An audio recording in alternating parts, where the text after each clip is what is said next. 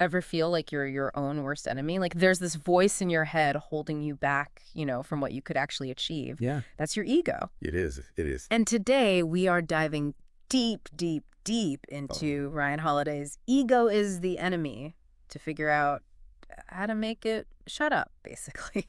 Yeah, so we can like actually do the things we want to do. Yes. And you know what's great about how Holiday approaches this? He just comes right out and says it, no sugarcoating. Oh, does he have like a quote? Oh yeah, he says, wherever you are, wherever you're doing, your worst enemy already lives inside you, your ego.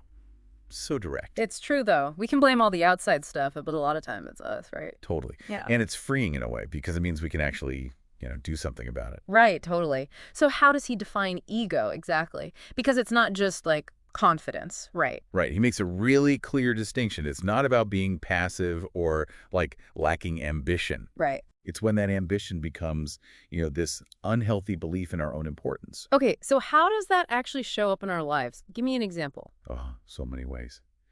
Ever put off a project because you're terrified it won't be perfect. Ugh, yes, all the time. Or not shared an idea because you're scared of what people will think. Oh, That's your ego, my friend, clinging to its comfort zone. yeah. I hate it. Okay, so that's identifying the enemy, but how do we actually like fight back? So Holiday gives us this framework, right? He says there are these 3 stages where ego really messes with us. Hmm. When we're aspiring to do something, when we achieve success, and, when we fail. Makes sense. And most advice just focuses on one of those, right? Exactly. Yeah. And that's what I think is so smart about his approach. Because ego plays different tricks at each stage. Oh, that's interesting. So it's like we need different tools for each battle. Exactly. Okay, I'm intrigued. Give me an example. Like, what does ego do when we're just starting out, aspiring to something? Oh, it's a master of doubt. Whispering in your ear that you're not ready, not good enough. Oh, I know that voice so well. Right. And then, if you actually do succeed, it flips the script.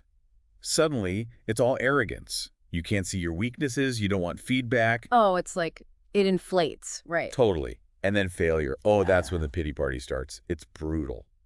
Okay, so how do we fight back? What are some of the weapons in our arsenal against, like, all of that? Well, he doesn't just give us these vague ideas. He gets super practical.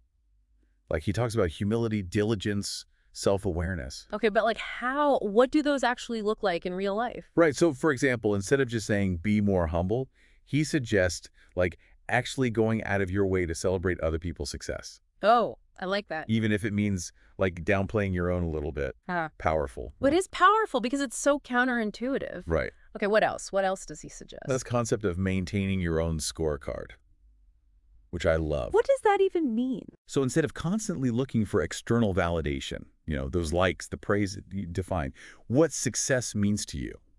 Okay, so your own internal measure of like, am I proud of this? Exactly. It's about asking, am I proud of the work regardless of the outcome? That is so good. Because that's what actually matters in the long run, your own sense of accomplishment. Right. And that's how you kind of quiet those outside voices and just stay true to your own path. Which is so hard, especially these days with social media and everything. It's so easy to get caught up in like what everyone else is doing. It is. It is. But then he throws this curveball. He says sometimes passion, like unbridled passion, can actually be detrimental. Wait, what? I feel like that's like the opposite of what everyone else says. Right. Like, shouldn't we all be following our passion? But he makes a really interesting distinction. Okay, I'm listening. He says passion can be fleeting, impulsive, even naive. It's the initial spark, but purpose. Yeah. That's the long game. Okay, so it's like passion without discipline. Exactly. And he says that can lead to burnout, to chasing like every shiny object instead of actually building something meaningful. So it's not about like getting rid of passion. It's about like giving it direction. Yes. And that's where he brings in this other really interesting concept, silence. Silence. Yeah, like he argues that real confidence, deep confidence, doesn't come from constantly talking about ourselves or our achievements, but from quietly doing the work. Oh, I love that. It's about cultivating that inner strength Yeah. and clarity. So important, especially for our listeners, right? Oh, yeah. I mean, they're all about focus, clarity. In a world of constant information, self-promotion, Mhm. choosing silence, is powerful. It's like let your actions speak louder. Yes, resist that urge to always be seeking external validation and instead, cultivate that quiet confidence that comes from within. It's about trusting the process, staying focused on your own path. But how do we actually find that sense of purpose, that guiding star? Because that can feel really elusive sometimes, right? Totally. And Holiday acknowledges that, finding your purpose isn't always a straight line. He says, ask yourself some tough questions. Like, what do you really want to accomplish in life? What principles are non-negotiable for you? What impact do you want to have? It's not about having all the answers figured out. It's more about being intentional, aligning your actions with your values. So it's like self-reflection is key, being really honest with yourself about what actually matters. Yeah, exactly. That actually ties into another big takeaway from the book, which is the importance of always being a learner. Holiday uses this great analogy of a sponge constantly absorbing. Oh, I love that. And for anyone listening who's all about, constantly leveling up, this is so important, right? Yeah. Because you'll never know everything. Right. And it's not just like passively taking in information. It's about actively seeking out challenges, being willing to be wrong, to learn from people who see things differently than you. Yes, exactly. He talks about surrounding yourself with people who are smarter than you, who will challenge you. He calls it the plus-minus equal approach. You need mentors to learn from, people you can teach, and peers who push you. It's like this ecosystem of growth where your ego can't survive because you're constantly being humbled, inspired, and pushed. And you know what I think is really interesting about that?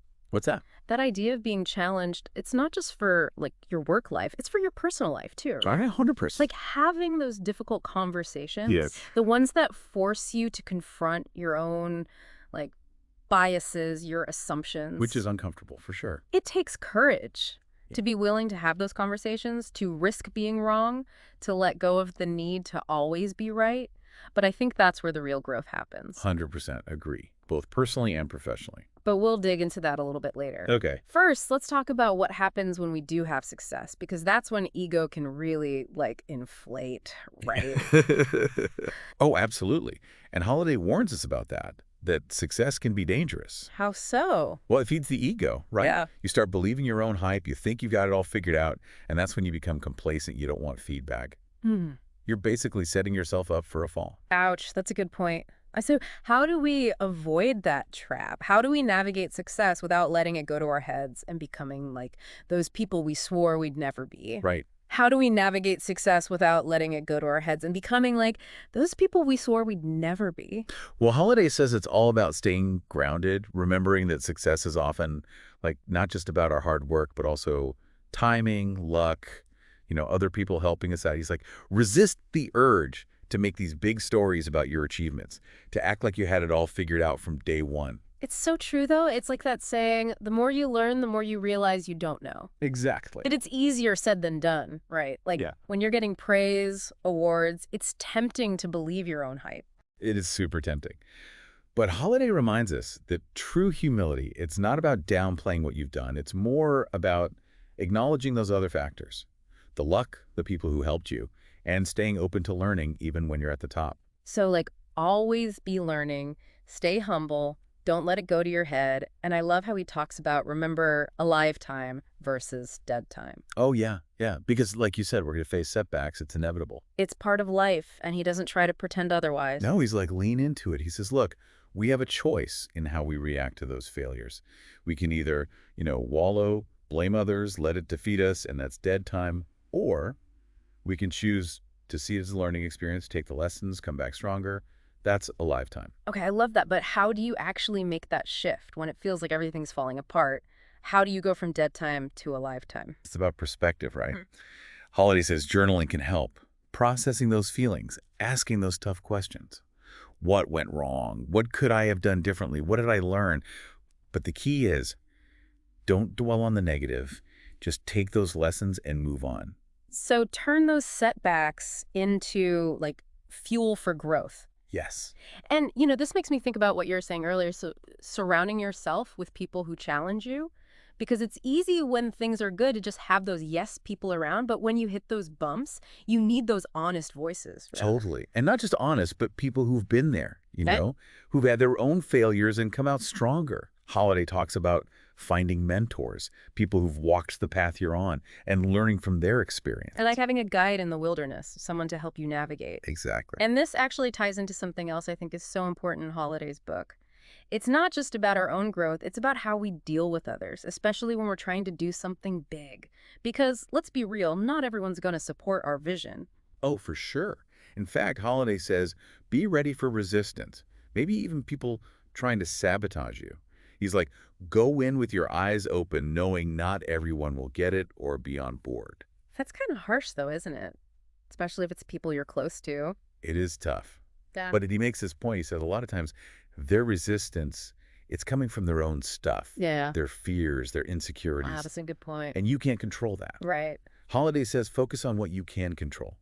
Your effort, your integrity, how good your work is. Don't get caught up in needing everyone's approval. So it's about choosing your battles. Don't let those external voices knock you off course. Exactly.